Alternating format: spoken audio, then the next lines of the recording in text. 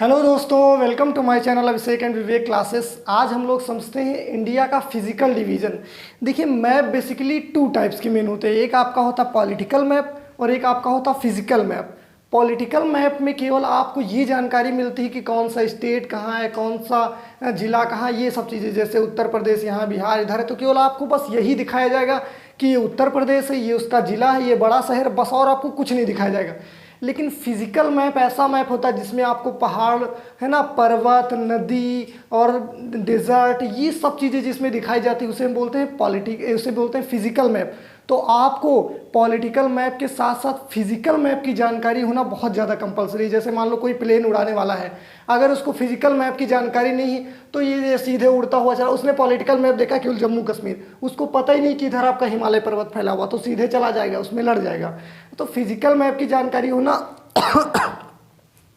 Physical map की जानकारी होना बहुत कंपलसरी। तो आज हम लोग केवल ऐसा समझेंगे कि इंडिया को फिजिकली कितने पार्ट्स में डिवाइड कर सकते हैं हम लोग। ठीक, तो देखिए, सबसे पहले हम इंडिया को अगर फिजिकल पार्ट में डिवाइड करें तो आपको पता होगा ये भारत का दक्षिण है, ये भारत का उत्तर।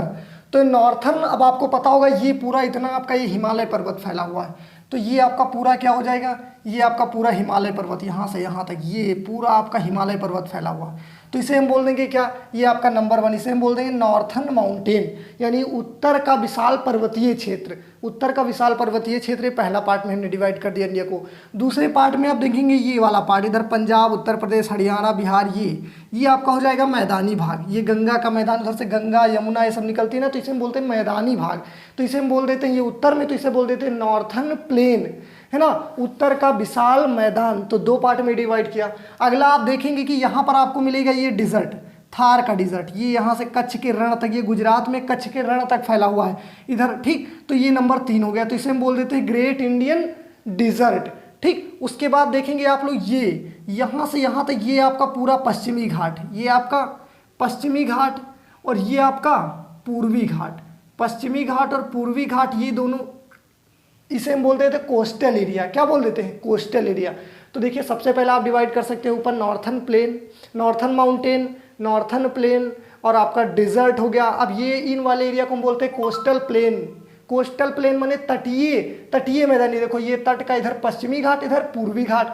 और क्या बचा, और ये है, देखिए ये आपका इतना जो होता है ना, इसे हम बोल देते हैं पूरा प्लेट्यू। ये वाला आपका क्या है, प्लेट्यू। इसे, ये जो इतना पार्ट, इसे हम बोल देते हैं साउथर्न प्लेट्यू। ये आपका क्या है, साउथर्न प्लेट्यू, यानी दक्षिण का पठार, साउथर्न प्लेट्यू। अब आप देखिए, और आपका देखिए यहाँ लक्षद्वीप, अंडमान, ये इन सबको आइसलैंड ग्रुप में रख देते हैं। तो बेसिकली इंडिया को अगर हम फिजिकली डिवाइड करें तो हम 6 पार्ट में डिवाइड कर सकते हैं। पहला आपका नॉर्थर्न माउंटेन, यानी उत्तर का विशाल पर्वतीय क्षेत्र हो सकता है। दूसरा नॉर्थर्न प्लेन, आपका उत्तर का मैदान हो सकता है। ठीक, तीसरा ग्रेट इंडियन डिजर्ट, ये वाला। चौथा में आप लिख सकते हैं साउथर्न प्लेट्यू, ये आपका प्लेट्यू, और ये साइड ये पश्चिमी घाट, ये पूर्वी घाट। ठीक, और आपका आइसलैंड ग्रुप्स हो सकता है। समझिए, अब हम थोड़ी थोड़ी इनके बारे में और जानकारी ले लेते हैं। देखिए, डिटेल में हम लोग, जैसे हिमालय पर्वत है, बहुत बड़े टॉपिक है, तो इसको हम लोग डिटेल में अलग समझे, केवल आपको ऐसे ही थोड़ी थोड़ी जानकारी यहाँ पर दे रहे हैं। ठीक, ये देखिए जो इंडियन डिजर्ट है ना, ये डिजर्ट का ये जो थार मरुस्थल का जो पाकिस्तान में भाग चला जाता है, इसे चोलिस्तान बोला जाता है। ये आपका कई बार क्वेश्चन पूछा गया, चोलिस्तान क्या है, किसी को पता ही नहीं था चोलिस्तान क्या है। चोलिस्तान, थार का मरुस्थल जो चला जाता पाकिस्तान में, उसे बोलते हैं चोलिस्तान। क्या बोलते हैं, याद रखिएगा, थार के मरुस्थल को यहाँ पर आपका चोलिस्तान बोला जाता है, चोलिस्तान। थार मरुस्थल को पाकिस्तान में चोलिस्तान। देखिए, थार मरुस्थल यहाँ कच्छ के रण तक फैला हुआ। कच्छ का रण बेसिकली एक दलदली मरुस्थल है, समझ गए कि नहीं, सफ़ेद मरुस्थल भी इसे बोलते हैं। ठीक, ये आपका कच्छ का रण है, भारत का सबसे बड़ा जिला कच्छ का रण। यहीं पर आपका भुज पड़ता है ना, जहाँ पर 2001 में आपका भूकंप आया था, जहाँ पर 20,000 से भी ज़्यादा लोग मारे गए थे। ठीक, तो ये आपका हो जाता है थार मरुस्थल। ठीक, फिर आ जाते हैं, देखिए पश्चिमी घाट। पश्चिमी घाट आपका यहाँ ताप्ती नदी के मुहाने से शुरू होकर लगभग इधर 1600 किलोमीटर तक ये समांतर में ऐसे फैला हुआ है। कहाँ तक, पश्चिमी घाट के बारे में थोड़ा बात कर लेते हैं। पश्चिमी घाट 1600 किलोमीटर तक, 1600 मीटर तक, 1600 आपका किलोमीटर हो जाएगा, 1600 किलोमीटर तक। ये आपका यहाँ से यहाँ तक लगभग 1600 किलोमीटर तक इसका विस्तार है। ठीक, 1600 किलोमीटर तक इसका क्या है, विस्तार। और यहाँ पर हम लोग जब नीचे आते हैं और ये पर्वत जो पश्चिमी घाट है ना, पश्चिमी घाट एकदम कॉन्टिन्यूअस है, मतलब कहीं टूटा फूटा नहीं है, ठीक, कहीं भी टूटा फूटा नहीं है। और देखिए इसकी जो एक ऊंची चोटी वो भी आप लोग याद कर लीजिए, इसकी सबसे ऊंची चोटी आपकी कलसूबाई। लेकिन दिक्कत ये है कि कलसूबाई आपको ऑप्शन में ही नहीं मिलता, तो आपको ऑप्शन लगाना पड़ता है महाबलेश्वर।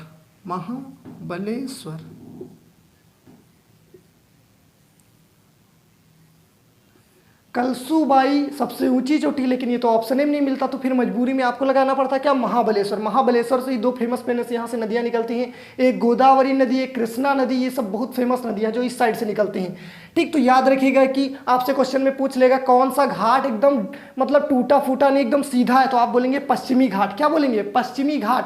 पश्चिमी घाट का जो गोवा के पास में आता है उसे हम बोलते हैं कोंकण तट। गोवा के पास के छोटे छोटे से पार्ट को बोल देते हैं कोंकण तट। पश्चिमी घाट और पूर्वी घाट जहां मिलते हैं उसे बोलते हैं नीलगिरी की पहाड़ी। क्या बोलते हैं, नीलगिरी की पहाड़ी, नीलगिरी।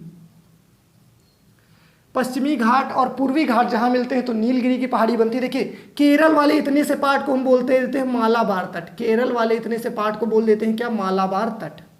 ये आपका हो जाता है मालाबार तट। केरल वाले इतने पार्ट्स के मालाबार तट बोल देते। अब इधर आ जाते, देखिए आपका पूर्वी जो घाट है ना वो आपका टूटा फूटा है। अब आप बोलेंगे सर टूटा फूटा क्यों है, इधर से इतनी बड़ी बड़ी नदियां निकलती हैं, इधर आपका हो गया गोदावरी, कृष्णा, कावेरी और कई सारी नदियां निकल के जाती हैं। जब इधर जाएंगी तो महानदी हो गई आपकी, और ये सब जब इधर जाती हैं तो इतनी बड़ी बड़ी नदियां जब जाकर टकराएंगी पहाड़ से, थोड़े दिन में काट के उसको क्या कर देंगे, अलग कर देती हैं। इसीलिए ये देखिए यहाँ पर हल्का हल्का टूटा फूटा है, समझिए, डिसकंटिन्यूअस। याद रखिएगा ये कॉन्टिन्यूअस, ये डिसकंटिन्यूअस। अब आपको याद रखना कि इधर की सबसे ऊंची चोटी महेंद्रगिरी, इधर की सबसे ऊंची चोटी क्या है, महेंद्रगिरी आपकी पूर्वी घाट की सबसे ऊंची चोटी। तमिलनाडु वाले इतने से तट को बोला जाता है कोरोमंडल तट। तमिलनाडु के इतने से तट को क्या बोलते हैं, कोरोमंडल तट बोला जाता है। इसे क्या बोलते हैं, तो कोरोमंडल तट। साउथर्न प्लेट्यू का मैंने डिटेल में वीडियो बना रखा, आप लोग उसको देख लीजिए। ये प्रायद्वीपीय पठार या दक्षिण भारत का पठार इसे बोलते हैं। तो आप लोगों को बेसिकली इतनी जानकारी रखना जैसे कि इंडिया को फिजिकली कितने पार्ट्स में डिवाइड कर सकते हैं। आपके माइंड में एक चीज़ छप जानी चाहिए कि हाँ इंडिया को फिजिकली इतने पार्ट्स में डिवाइड कर सकते हैं हम लोग। फिजिकल रूप में पढ़ना बहुत कंपलसरी है आपको। सबसे ऊपर आप बताइए उत्तर का पर्वतीय भाग, फिर नीचे आएंगे तो मैदान, इधर हल्का जाएंगे तो आपका क्या मिलेगा, इस साइड में डिजर्ट मिलेगा, जिसे आप पाकिस्तान में चोलिस्तान बोला जाता है, ठीक। कच्छ के रण के मरुस्थल को हम सफ़ेद मरुस्थल भी बोलते हैं, ठीक। कच्छ का रण जो है भारत का सबसे बड़ा जिला। फिर आपका नीचे आएंगे तो ये आपका हो जाएगा पश्चिमी घाट, ये पूर्वी घाट। पश्चिमी घाट पूर्वी घाट। पश्चिमी घाट की सबसे ऊंची चोटी कौन सी, कलसूबाई। लेकिन कलसूबाई ऑप्शन में नहीं होगा तो आप क्या मारेंगे, आप मारेंगे महाबलेश्वर से दो नदियां निकलती हैं मेन आपकी, एक आपकी गोदावरी और कृष्णा, याद रखिएगा, ठीक। और नीचे केरल में इसके पार्ट को हम बोल देते हैं मालाबार तट। गोवा के पास के को बोल देते हैं हम कोंकण तट। इसका विस्तार आपका लगभग 1600 किलोमीटर में एकदम पैरेलल इधर है, ठीक। पश्चिमी घाट और पूर्वी घाट जहां मिलते हैं नीलगिरी की पहाड़ियों पर। कहां पर, नीलगिरी की पहाड़ियों पर। पूर्वी घाट आपका कॉन्टिन्यूअस है या डिसकॉन्टिन्यूअस, मतलब कि टूटा फूटा है या नहीं है, तो आप बोलेंगे सर हाँ टूटा फूटा है, ठीक। क्यों है, क्योंकि इधर से बहुत बड़ी बड़ी नदियां जाकर इधर से नदियां जो इधर बहकर जाती वो एस्चुरी बनाती हैं, मतलब ज्वर नदमुख का निर्माण करती हैं। जो नदियां केवल दो ही नदी इधर आपकी गिरती हैं जाकर, मेन जो होती है ना, एक नर्मदा और ताप्ती, ज्वर नदमुख नहीं बनाती, ठीक। तो आपको महेंद्रगिरी इधर की सबसे ऊंची चोटी, इधर वाले पट को हम कोरोमंडल बोल देते हैं, इधर वाले को मालाबार तट बोल देते हैं। केवल आप लोग माइंड में ये चीज़ छप गई ना कि इंडिया को हम फिजिकली कितने पार्ट्स में डिवाइड कर सकते हैं। अब एक बार आंख मूंद कर बोलना स्टार्ट कीजिए। सबसे ऊपर उत्तर का विशाल पर्वतीय क्षेत्र, जस्ट नीचे आएंगे तो उत्तर का विशाल मैदान, इधर जाएंगे तो आपका क्या मिलेगा, थार डिजर्ट, जिसे आपका पाकिस्तान में क्या बोलते हैं, चोलिस्तान। जस्ट नीचे आएंगे तो आपका दक्षिण का पठार, फिर इधर आपका कोस्टल एरिया जिसे हम पूर्वी घाट, पश्चिमी घाट, आइसलैंड ग्रुप। याद हो गया। तो इसे आप लोग देखिए, अगले वीडियो में हम लोग एक एक डिटेल में समझेंगे। ऊपर हम पढ़ेंगे हिमालय पर्वत के बारे में। हिमालय पर्वत से रिलेटेड बहुत सारे क्वेश्चन आपके एग्जाम्स में बनते हैं। हिमालय पर्वत को आप अगर डिटेल में पढ़ लेंगे ना तो आप कुछ नहीं भूलेंगे। देखिए एक नंबर वाली, हाँ हिमालय पर्वत की सबसे ऊंची चोटी ये, ऐसे पढ़ेंगे तो आपका एग्जाम पक्का ही नहीं क्लियर हो सकता। डिटेल में पढ़िए उसको, हर चीज़ को, तभी आप एक भी क्वेश्चन गलत नहीं कर सकते हैं। तो अगर आपको अच्छा लगे तो प्लीज़ लाइक कीजिए। Thank you everyone.